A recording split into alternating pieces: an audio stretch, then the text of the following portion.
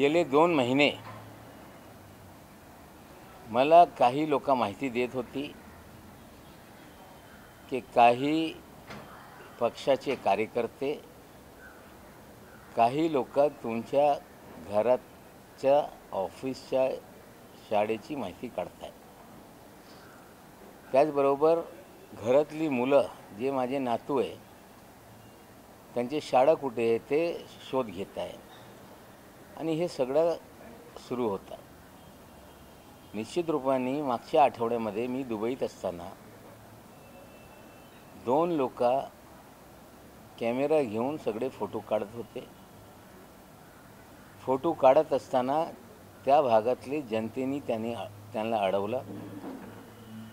मग ते पडू लागले आणि त्यांना तिलक टर्मिनसकडे थांबवण्यात आल्यानंतर ते काही बोलायला तयार नाही. ते सांगताय भीतीमुळे आम्ही पळालो. मग ज्या पद्धतीने काल मी हे 2 फोटो ट्विटरवर आणि फेसबुकवर टाकल्यानंतर त्याच्यातल्या एक व्यक्तीची माहिती समोर येऊ लागलेली आहे. तो कुठेतरी हे 2 महिने जे काही चालत होता त्याच्यात माझ्या विरोधात ट्विट करत होता. त्याची नावं पण समोर आलेली आहे. गाडीचा मालक आहे तो, ते पण समोर आलेला आहे. आणि हे 2 महिने जे सगळं या राज्यात सुरू आहे, जे काही मी लोक चुकीचं करताय त्या बाबतीत मी बोलतोय, त्यांचा संबंध आहे हे त्याच्या ट्विटर हँडलवर दिसते. त्याची पार्श्वभूमी त्या प्रकारची आहे. निश्चित रूपाने मी या प्रकरणाची पोलिसांना तक्रार देणार आहे. मुंबई CPला पत्र लिहिणार आहे आणि यांच्या बाबतीत माहिती घेतली पाहिजे. आणि काही लोकांनी मला, आमचे जे कार्यकर्ते, ते माहिती देत आहे की आपण जिथे काही कागदा काढायला जातो किंवा काही लोकांच्या विरोधात कुठल्याही डिपार्टमेंटला तक्रारी करणे जातो, त्याच्यातला जो समोर बसलेला माणूस आहे स्टेअरिंगवर, तो ठिकठिकाणी त्या लोकांनी त्याला पाहिलेला आहे. म्हणजे काय त्यांना करायचं मला माहीत नाही. जर माझ्या बाबतीत कोणाला माहिती अपेक्षित असेल तर मी माझी सगळी माहिती, माझ्या घरातली, माझ्या वडिलांची, आईची, नातूची सगळी द्यायला तयार आहे. पण हे कशासाठी, हे मला वाटते हेरगिरी हे योग्य नाही आणि या बाबतीत मी निश्चित रूपाने तक्रार करणार आहे. जिस तरह से कल हमने सोशल मीडिया पे 2 लोगों की तस्वीर डाली है कैमरे के साथ, पिछले लगभग 2 महीने के करीब होने जा रहे हैं, जब से आर्यन खान का मामला शुरू हुआ, हमने गलत कामों को लेकर आवाज़ उठाना शुरू किया, तो मुझे बार बार जानकारी मिल रही थी कि आपके घर, दफ्तर, स्कूल और बच्चे कहाँ पढ़ते हैं, नाती पोता कहाँ पढ़ते हैं, वहाँ तक की जानकारी लोग निकाल रहे हैं. ठीक है, जानकारी निकालना चाहिए. लेकिन जब मैं विदेश के दौरे पे था, कुछ लोगों ने 2 लोगों को गाड़ी के साथ अड़ाया जो तस्वीरें खींच रहे थे. वे भाग गए. मोटरसाइकिल से उन्हें लोगों ने पीछा किया और तिलक टर्मिनस पे जाके उन्हें रुकाया. तो उन्होंने कहा कि हम डर के भाग रहे हैं कि आप लोग हमें मारेंगे. लेकिन लोगों ने उनकी तस्वीरें ले ली थी. तस्वीरें ट्विटर और फेसबुक पे डालने के बाद जिस तरह से जनता ने स्वयं इनके नाम, गाड़ी नंबर किसकी गाड़ी है, जिसमें आगे की सीट पे बैठा हुआ व्यक्ति, कहीं ना कहीं जिस तरह से मैं 1-2 महीने से चीज़ें कर रहा हूँ, उसके हैंडल पे हमारे खिलाफ वो लगातार लिख रहा है. कुछ लोगों का कहना है कि जो हम कागजात निकालने के लिए जाते हैं, किसी अथॉरिटी के पास कुछ मसला लेके जाते हैं, ये वहाँ नज़र आता है. इसकी पार्श्वभूमि इसी तरह की है. कुछ जो लोग हैं जो षड्यंत्रकारी हैं, उनके साथ इसका पिछला भी रिकॉर्ड रहा है. निश्चित रूप से इस विषय की जानकारी, कंप्लेंट मुंबई पुलिस कमिश्नर को हम देंगे और पुलिस से कहेंगे कि इसकी जांच करो. ऐसे कौन कौन लोग हैं जो इस तरह का षड्यंत्र कर रहे हैं और बहुत सारे षड्यंत्र मेरे खिलाफ हुए, जिसके बहुत सारे एविडेंस मेरे पास आए हैं और उसको भी लेके आने वाले दिनों में पुलिस कमिश्नर के पास जानकारी देंगे। हमें लगता है अनिल देशमुख के साथ जो खेल हुआ उसी तरह का खेल कुछ लोग कर रहे हैं, जिसका पूरी जानकारी मुझे मिली है। बहुत सारे एविडेंस मेरे पास आए हैं। झूठी कंप्लेंट मेरे खिलाफ बाकायदा कराई गई, कराने वाले उनको जानकारी देते रहे और उसके सारे एविडेंस हाथ में आए हैं और निश्चित रूप से उसकी भी हम जानकारी मुंबई पुलिस कमिश्नर को देंगे। सर, लेकिन जिस तरीके से ये पूरा आपके परिवार की रैकी की जा रही है, वो कितना सुरक्षा के लिहाज से भी देखिए, हमें कोई सुरक्षा चाहिए या हम डरते हैं ऐसा नहीं, लेकिन इसके पीछे क्या मंशा है, क्यों इस तरह की चीज़ें हो रही है। मैंने पहले दिन कह दिया था कि इस तरह की गीदड़ भपकी से, डर पैदा करने से हम डरने वाले नहीं हैं। अगर कोई डराने के लिए कर रहा है तो डराने से हम डरेंगे नहीं, ये स्पष्ट है। और किसी को किसी रिकॉर्ड के लिए चाहिए तो गूगल पे सारी तस्वीरें उपलब्ध हैं। आज के ज़माने में इस तरह की चीज़ें उपलब्ध हो सकती है, लेकिन जिस तरह से रेकी करने का मामला है, पुलिस जांच करेगी कि सच्चाई क्या है इसमें। किसी राजनीतिक पार्टी से भी जुड़ा हुआ है? अनिल देशमुखांच्या विरोधात ज्या पद्धतीने खोटी तक्रार करून त्याच्याविषयी वेगळ्या पद्धतीने सगळं त्यांच्या विरोधात कारवाई सुरू झाली। माझे हातात पुरावे लागलेले आहेत।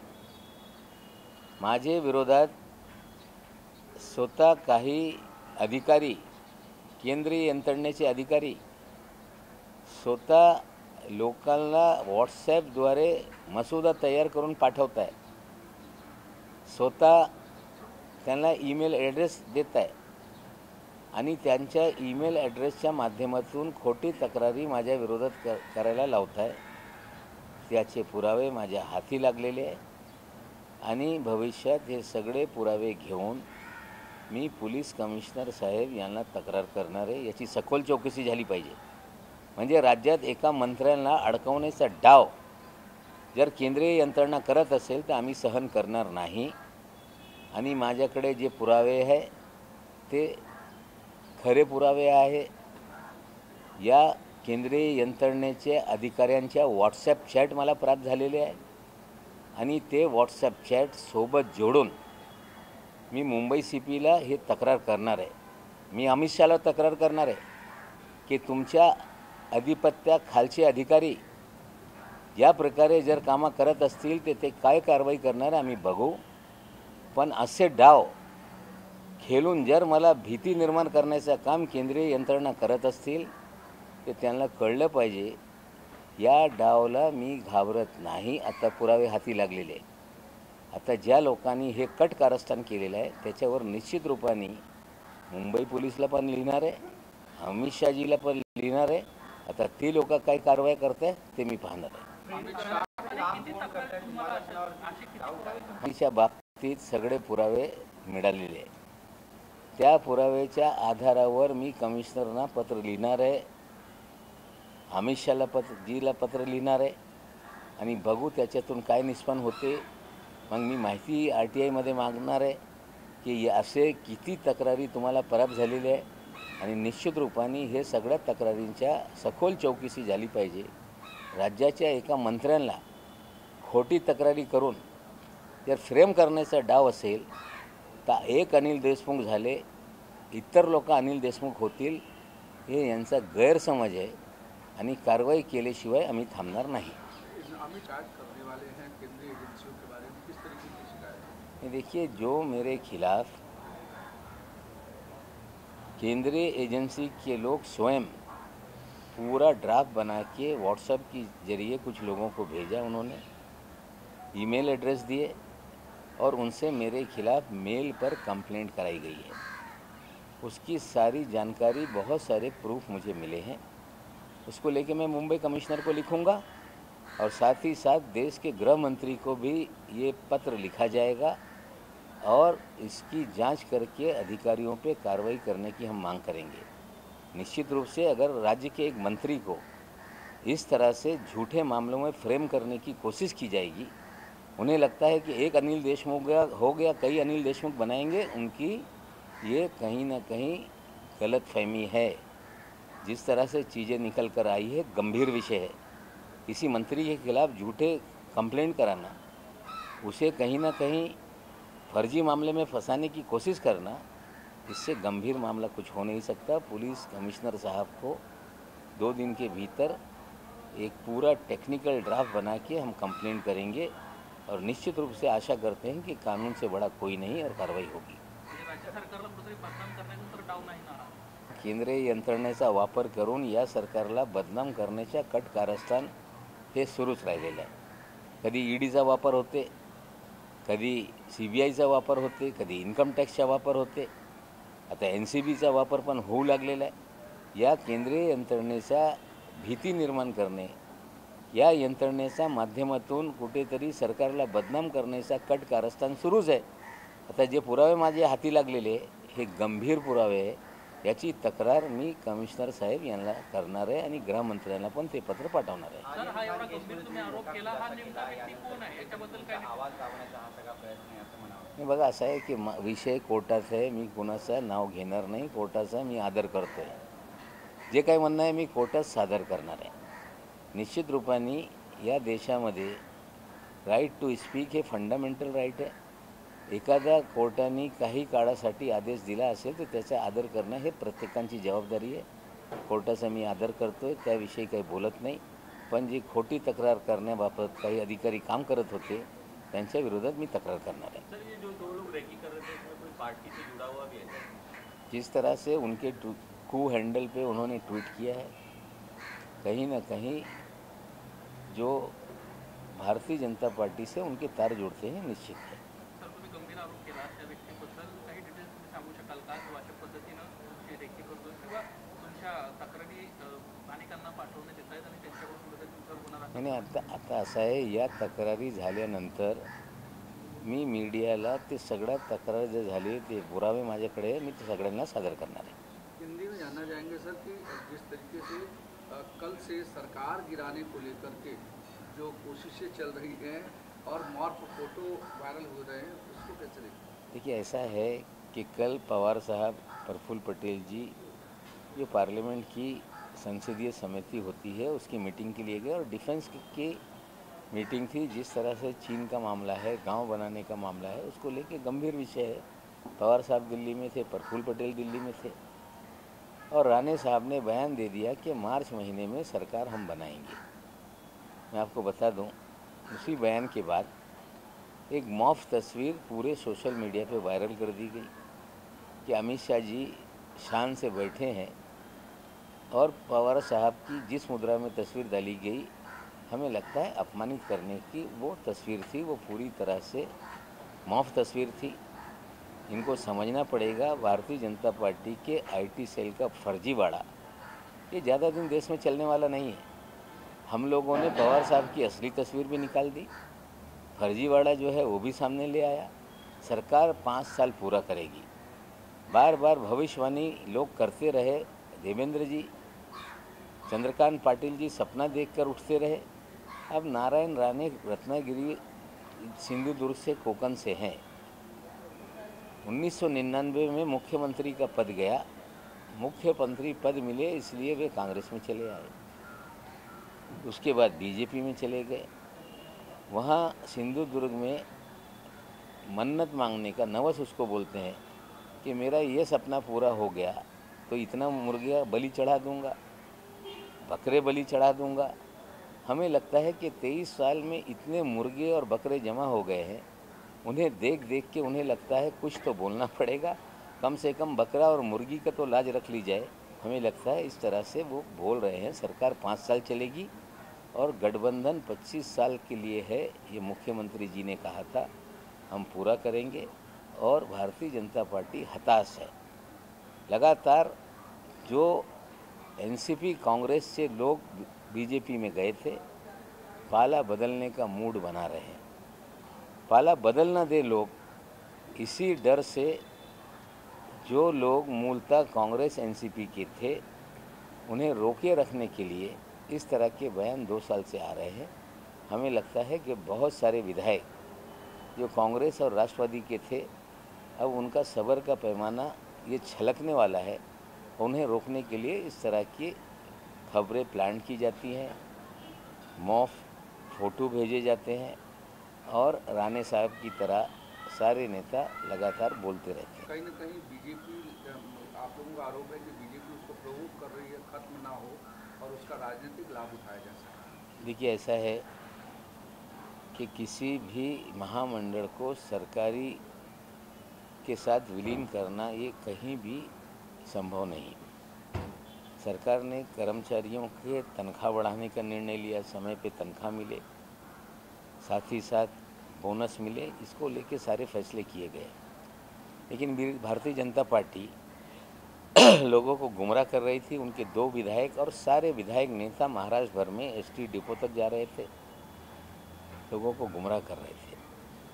और जिस तरह से ये पूरा मामला बनाया गया, जो व्यवहारिक दृष्टिकोण नहीं रखता, एक मंडल के कर्मचारियों को राज्य सरकार अपना कर्मचारी मान लेगी तो लाखों कर्मचारी हैं जिन्हें राज्य सरकार को अपना कर्मचारी मानना पड़ेगा और उन कर्मचारियों की तनख्वाह देने के लिए भी राज्य सरकार को कर्ज निकालने पड़ेंगे।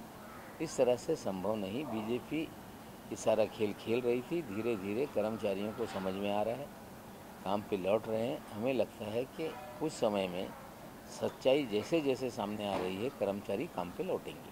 ड्रग्स केस में महाराष्ट्र सरकार ने जो एसआईटी रिपोर्ट कब आएगी, ऐसा सवाल मोहित बंधू कर रहे हैं ट्विटर पर। मैं देखिए कौन सवाल कर रहा है, जिनकी औकात नहीं, ऐसे लोगों के जवाब देने के लिए तैयार नहीं। लेकिन सवाल करने वालों को समझना पड़ेगा कि जेल जाने की तैयारी में रहे, नंबर तुम्हारा आएगा। काल राणे साहेबांनी एक स्टेटमेंट दिला की मार्च महिन्यामध्ये आम्ही सरकार बनवू। त्यानंतर एक मॉफ फोटो बीजेपी IT सेलनी तयार करून सोशल मीडियावर शेअर केला। काही काळामध्ये आमच्या लोकांनी ओरिजिनल फोटो दोन्ही समोर आणून हे जनतेला स्पष्ट करून दिलेला की हे सगळं फर्जीवाडा हे बीजेपीच्या IT सेलनी केलेलं आहे। गेली 2 वर्ष महाराष्ट्रामध्ये भारतीय जनता पक्षाचे लोक भविष्यवाणी पहिले देवेंद्रजीचा सुरू होता, त्यानंतर स्वप्नातून उठत सकाळी सकाळी चंद्रकांत पाटीलजी बोलत होते की सरकार आता पडणार आहे। तर राणे साहेब हे 99 साली मुख्यमंत्री होते, नंतर काँग्रेसला गेले, त्यानंतर भाजपमध्ये गेले। सिंधुदुर्गामध्ये नवसाच्या बोकड, नवसाच्या कोंबड्या हे प्रसिद्ध आहे। त्यांचे कार्यकर्ते दररोज बोकड आणि कोंबड्या आणून ठेवत होते की साहेब हे आमचा नवस आहे, लवकर मुख्यमंत्री व्हा। आता इतके नवसाचे बोकड आणि कोंबड्या त्यांनी जमवलेले आहे, त्याच्यासाठी ते बोलले काय असं आम्हाला वाटते। महाराष्ट्रामध्ये सरकार हे खंबीरपणे उभा आहे।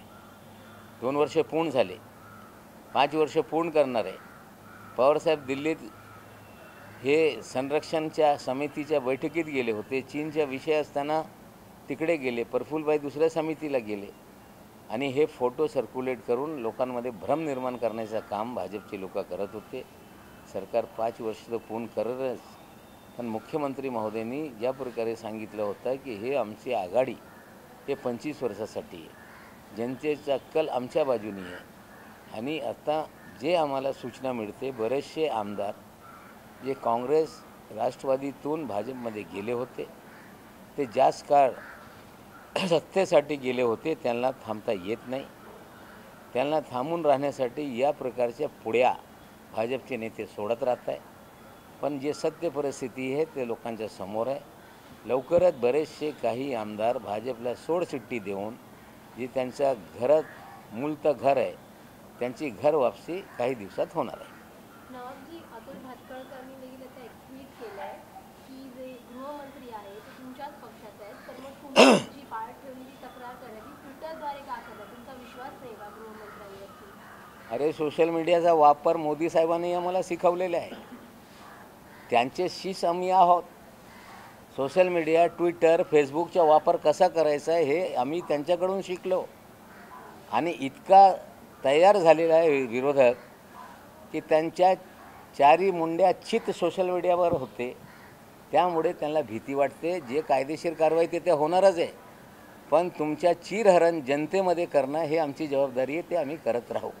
क्या बीजेपी का क्या चीरहरण करने के लिए आप लोगों ने ट्विटर के बाद देखिए, ऐसा है कि सोशल मीडिया पर झूठी खबरें फैलाने का काम भारतीय जनता पार्टी ने शुरू किया था देश में. 2014 में झूठ फैलाकर सरकार में आए और 7 साल में सोशल मीडिया के जरिए लोगों को गुमराह किया. लेकिन विपक्ष के कार्यकर्ता अब उसी अखाड़े के पहलवान बन गए और इतने माहिर हो गए कि इनका झूठ तुरंत वो लोगों के सामने ला देते हैं. अब तुमने ही नया अखाड़ा खोला था और अखाड़े के पहलवान अब तुमसे मजबूत हो गए, तो आप कहते हो कि इस अखाड़े में क्यों खेल रहे हो? अखाड़ा तुमने बनाया था, तुम्हें हम पूरी तरह से चित करेंगे. ये सवाल खड़ा करना कि सोशल मीडिया पे क्यों आते हो, तुम्हारे अखाड़े में हम तुम्हें पछाड़ रहे हैं, तो बौखलाओ नहीं. ये अखाड़े में तुम्हें पूरी तरह से हम हराएंगे, ये आपको समझना पड़ेगा.